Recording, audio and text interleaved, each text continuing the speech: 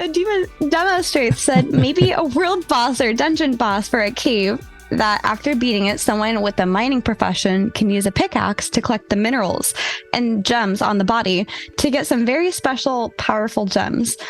And this actually came, Nick R responded, and this info came from the loot tables thing, and it says master gatherers may have the ability to spoil a boss or a boss's loot. If you want to be able to get those mats from the boss, they're just not going to drop for anybody. There will only be a drop for a master gatherer who is capable of extracting those resources from the creature itself. The reason why we say there's a lot of interdependencies between the crafters of the world and the raiders of the world and our PvPers of the world is because we don't want the house or to house the capability to attain these things all within the adventuring class. We want there to be an influence necessary from the craftsman's guild to come in to either come and participate and spoil the boss and gather the goods or something along those lines. So I 100% agree. I 100% agree with the having that for a thing. It's not like I think we're gonna be fine even if we don't have it to where we can mine out the bosses. I think it'd be a really cool mechanic. I think that they have the interdependencies with the resources that are in the dungeon and possibly spawn in the boss room and whether you can mine the boss or not, and then the blueprints. But for that specific topic, we see it in other games too, like where you, and inside a lot of forms of media, where the boss is mineable. Like it's a very popular thing in Monster Hunter, for an example, where you can either mine bits and pieces off of the boss.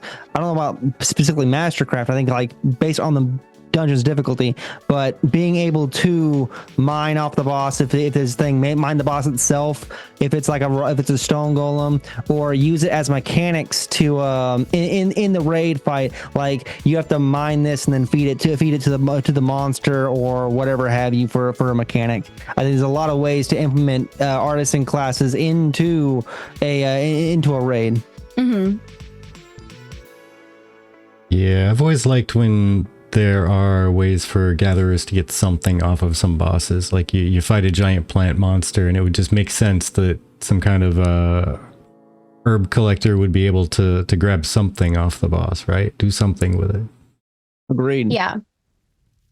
Mechanical I bosses, all that kind of thing. Excuse me. Right.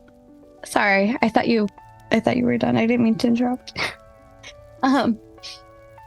But yeah, I do think that would be really interesting to add in. I think it's important to kind of have that mesh between your artisan class and the real world for the rest of the game, instead of it being kind of secluded from each other, is I think what I'm trying to say.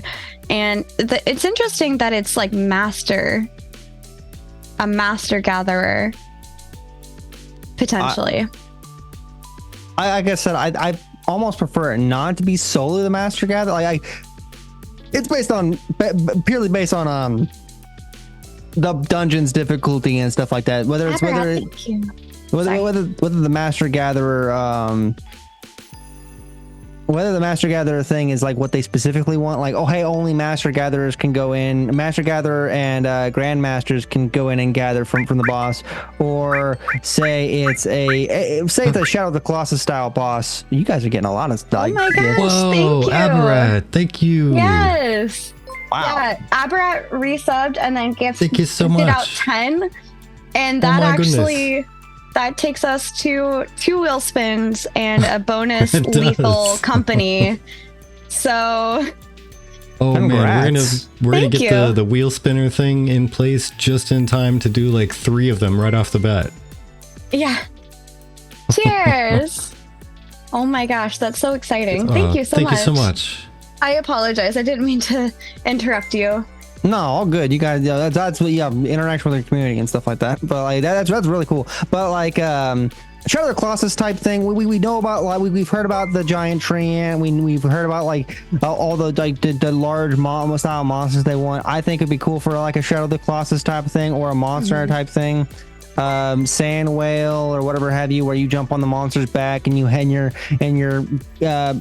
there's these node areas you can kind of pick if you're looking for the, like, you're getting that extra bit of resource. Or maybe you've killed the giant stone golem monster at the end of the thing, or this face of sorrow, or whatever it is, and you need a very special person. Like the crafter of the group is the only one that can loot this. People get the boss loot. The loot's still, the normal loot's still there. But if you have the crafter specifically for that dungeon, whether it be like a Bylante level plant monster or giant rockfish, they can gather a little bit extra from the boss. Right. Sir Huntington says Intrepid should have Highlander events. Everyone rolls up into an area, and every kill you get makes you 10 to 25% stronger until there's only one. Sounds like a BR almost. I think that would be a cool, like a mechanic specifically for one dungeon. Oh my gosh, Basil, that sounds both cool and gross all at the same time. Oh gosh.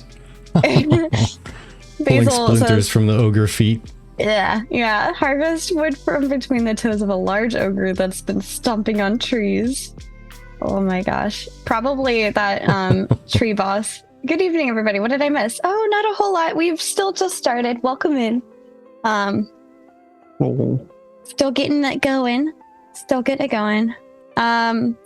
We were just talking about Master Gatherer's mining mats from a boss. So let's continue on the boss vein.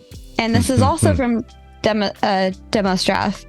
And this says, not sure if this will be a mechanic implemented or not, as I haven't coped enough in scanning the wiki. But if it isn't, I think it'd be a cool idea if world boss's death, for example, after killing an earth dragon because of their blood, begins to affect the earth, or something made special, like a special type of flower or other resources spawn for a limited amount of time. We've already kind of heard about this to varying degrees over the years too, right? Like, right. The Ice Dragon Awakens, with the event system with Tower of Carfin and stuff like that recently too. Right.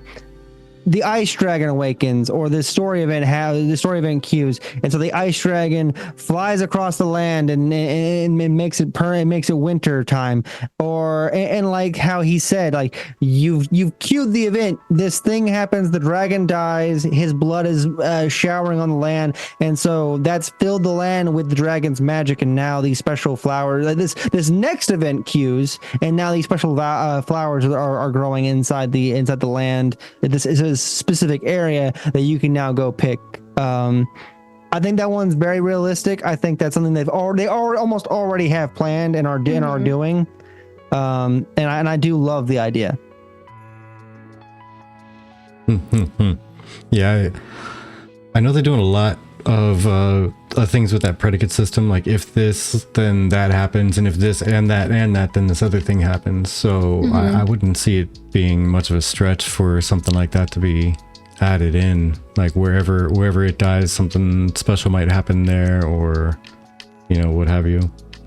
Yeah. Even down to maybe how you deal with an invading monster. Like, how neat would it be if an invading dragon were to come down, like that old example that keeps popping up. You're like the dragon from the mountain because you mine too much, right?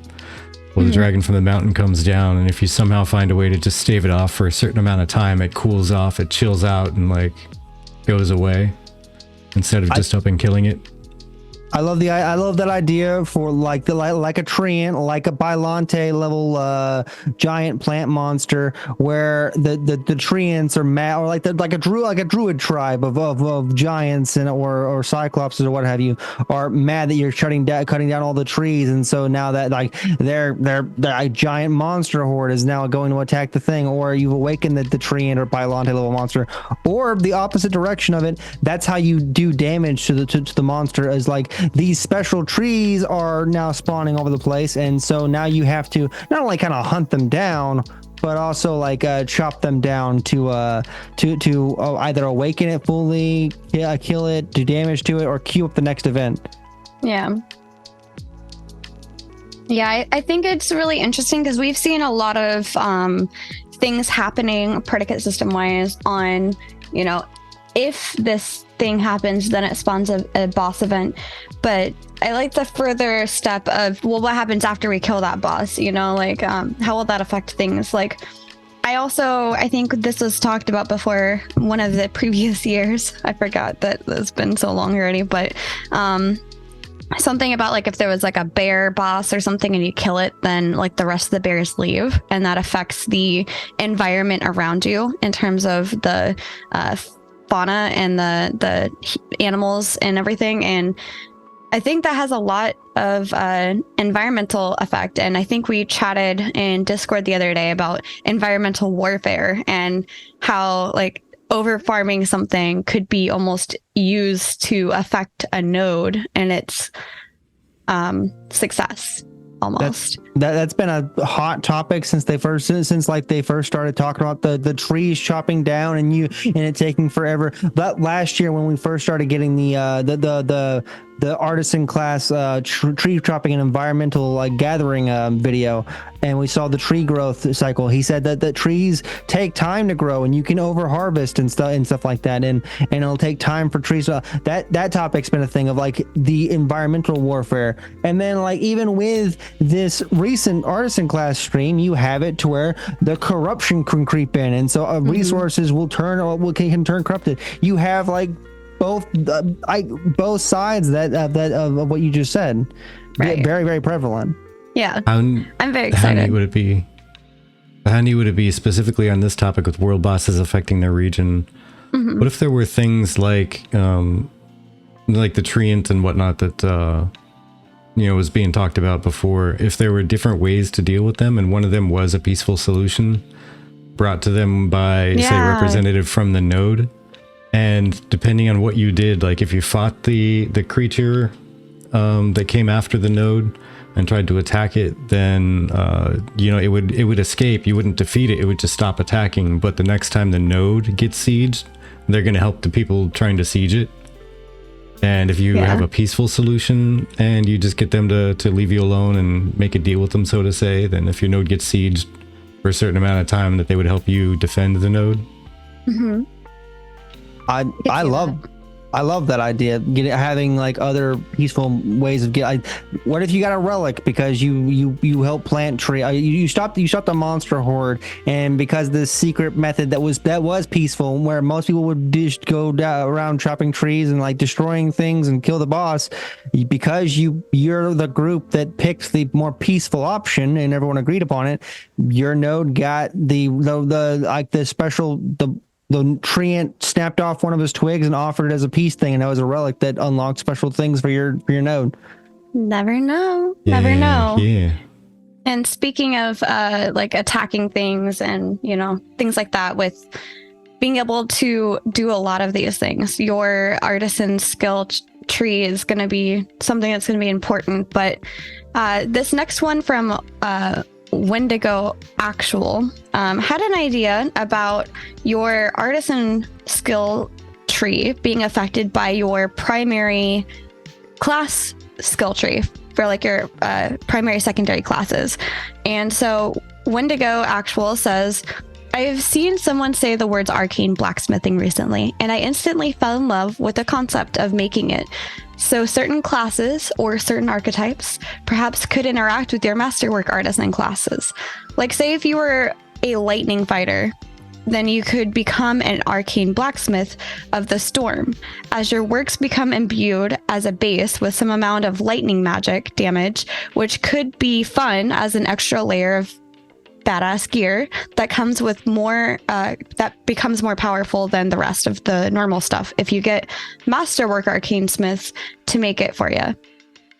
It could even be fun in another type of way where, for example, you are an ice mage. Your flames could be like the blue cold fire flames of Cold Harbor from ESO, where your frosty flames strike a chill to the very core of any piece you work on.